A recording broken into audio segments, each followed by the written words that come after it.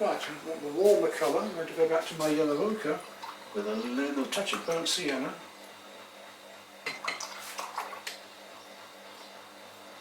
Come down to a smaller brush still.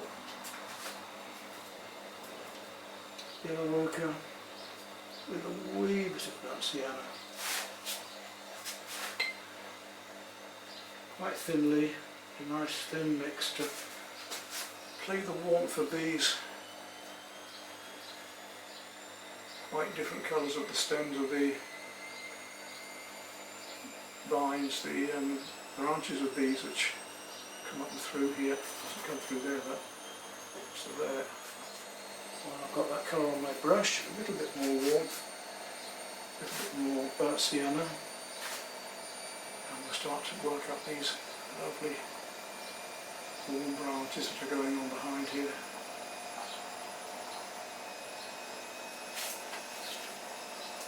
One colour playing against another. The burnt sienna, yellow ochre, a bit more of the burnt sienna than the yellow ochre at the moment.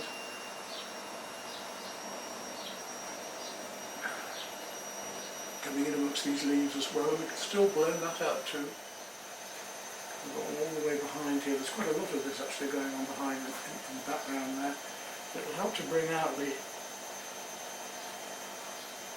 what's on the brush, it will help to bring out the pinks in a minute as well, because they're going to be in the pinks too. Right down here,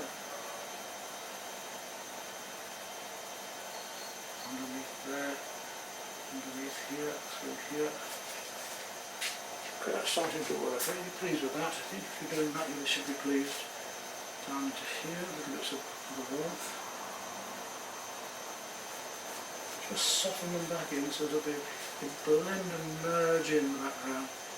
Even on the leaf, there's quite a bit of this warm going on. In places, the edges of the leaves have become a bit tatty. Once we do the flowers, it's really going to sing out. We're almost done the background as far as we're going to do it. Don't need to do much more here. Now, back to the pure burnt sienna now. A bit warmer still down here. That's these. Got a slight mix before, but now I'm going almost pure burnt sienna. So there we are, we've just about got the background done. We can tidy up that later, we don't have to do much more now. Just all little bits of colour here and there, for instance. I might put a little bit more yellow ochre just down here, yellow ochre and even a little touch of white. Just to get the shine going on down there. All these little bits of colour that are important and play one against another.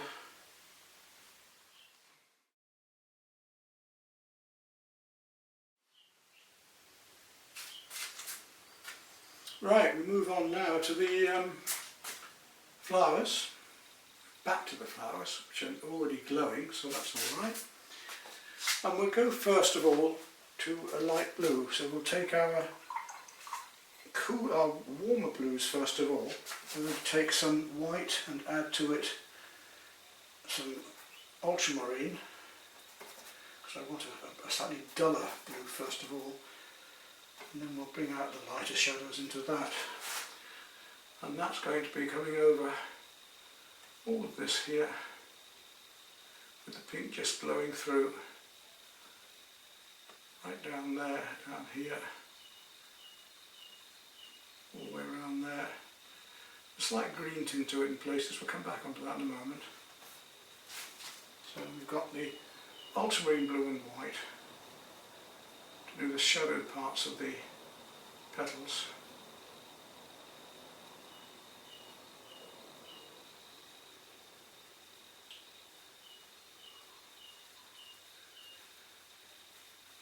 You can come over the other now if we feel we need. We can come over the edges like this to make them stronger now. Just that bit of pink glowing through. It's quite dark, that bit of light blue with the ultramarine mix. wherever you see it now, in we go.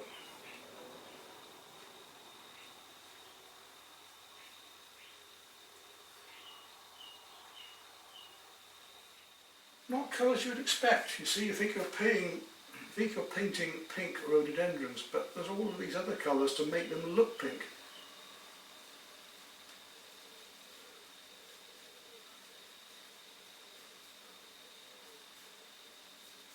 Ultramarine white to make a very light, mid-light blue. We're going to go a lot darker than this yet. We want a sort of transparent feel to the petals here, which we're going to get by doing these lights and darks. Got a very light cream to put on here yet, which is going to make a lot of difference. And I've got to make some mid-bluey greens to go in here yet as well. Using it thick and thin, like watercolour, to get my glazes to work over here. I'm going to mix a little green up to go with this in a moment, because it's just a bit too blue and bright.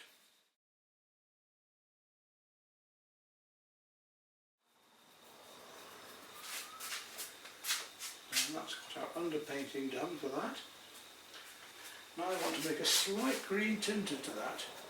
So if I take some of the green I was using earlier, which was the processed yellow and turquoise, I can start to bring that down into these petals, look, to give the feeling of sunlight coming through them.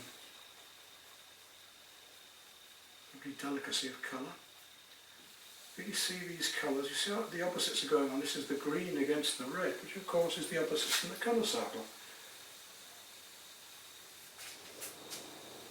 Look at those lovely delicate colours we're getting there. So it isn't just one colour, it's one colour against another that makes things like this work. A bit deeper, more turquoise, and I'm just going to come in with the turquoise a bit more down here, really make it. A little touch of the ultramarine to give it that warmth, because down in here in the shadow there's a bit more warmth. It's not crisp, it's a deeper green, just slightly. Look at that change there, look. Makes such a difference. This is the ultramarine and a bit of turquoise to start to get these stronger shadows going on. This one especially is much darker. When I put the lights on, it will go light, it'll appear different anyway. To be a little bit warmer, I might have to add some magenta to the blue there just to give a bit more purple in feel. See how these subtle colours working between the ultramarine, the warmer ultramarine. It's a very good one for showing you the differences in these colour hues.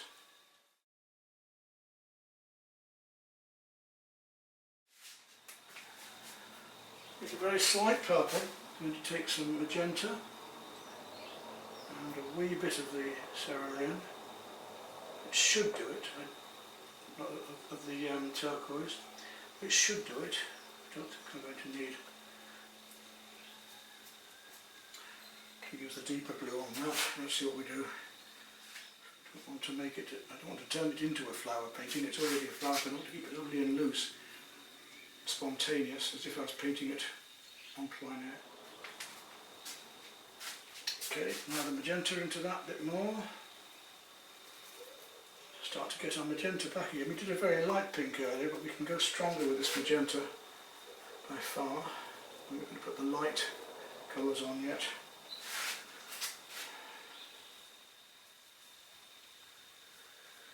We're almost ready to put some lights on, some creams and some very, very light blues. I think possibly we are. So our background's already done, I haven't got to worry about that anymore. We can always go back and touch it up a bit, but I'm going to put a few bits of these warm into here. Just link things together a bit more like this when I've got it on my brush and put it in here, but it won't need much. So this is our mid-tones and darks. We're just finishing off, building up these warms and cools together.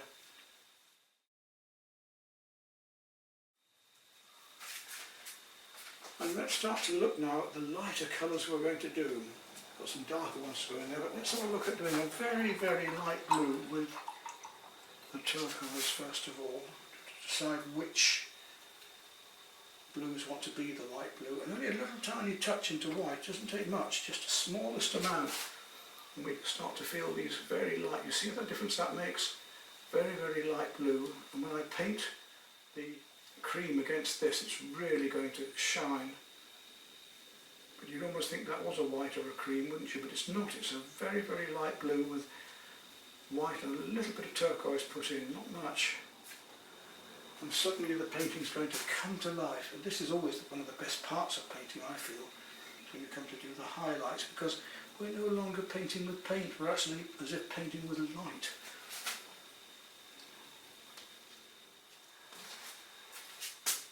And using pure colour like this, you really do get the vibrance of a flower. Just paint these right shapes in the right places and everything is just going to come together. Paint these highlights in as if the sunlight is streaming across these bits of bud.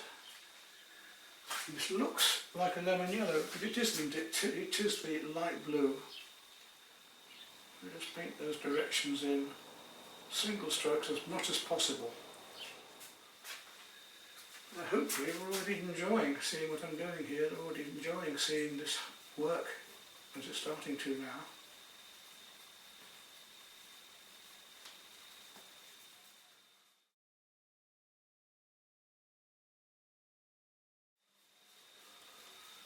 I've got the warmer reds put in there, I haven't done those yet.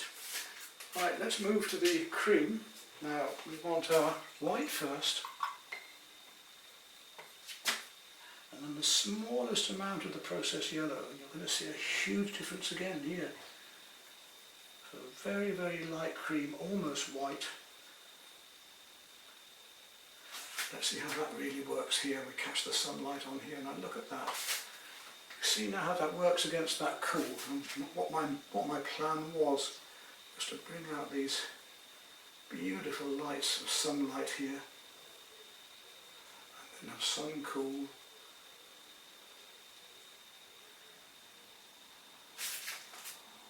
And look how that brings the sunlight out. We've got the cool against the wall. Now this is the same with water. This is the same when you're doing a waterfall, or we want to find these in the light colours. There will be colour, not just white. People tend to see photographs as bleached out white, but in fact there's always colour in black and white because it's reflected.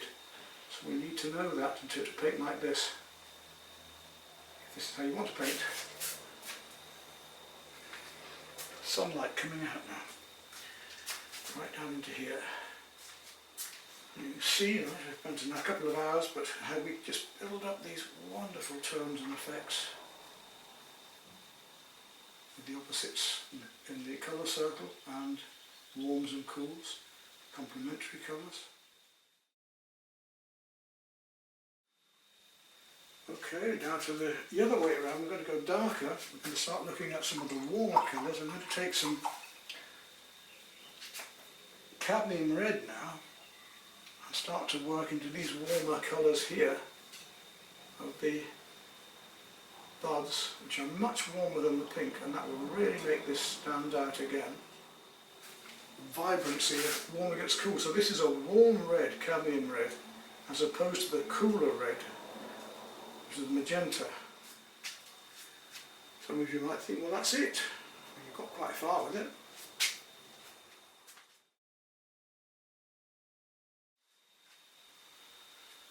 Now we can go back to our darks. I want to make a deep purple now, and to do that I'm going to use the cadmium red and ultramarine blue, which will give me almost a browny purple. I really want to get some darker colours just into here. I may even have to use a bit of black again in here in a minute just to really get these colours out again. I want more ultramarine blue in that. Let's feel these stronger blues happening, these darker purple blues down into here. Difference that makes. Ultramarine blue and a little touch of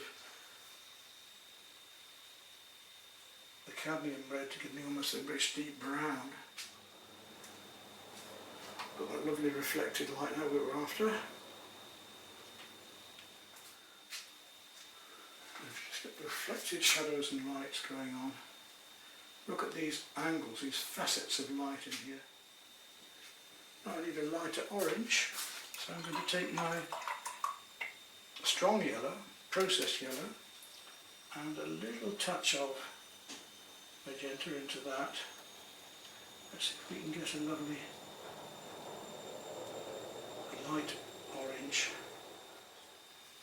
Can't just leave one colour out because that is affecting the others, and you know, if you want to get the whole effect, then you've got to have every single one of those colours that is affecting each other in. And I think we're almost there quite suddenly. We need to do a lot more to this painting.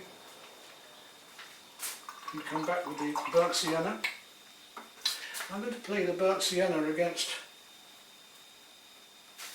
these reds a little bit because the burnt sienna is much warmer. That will do as your demonstration. We'll assign that one. What with, I think, a lighter colour down here maybe. Well, there we are then, your demonstration 5.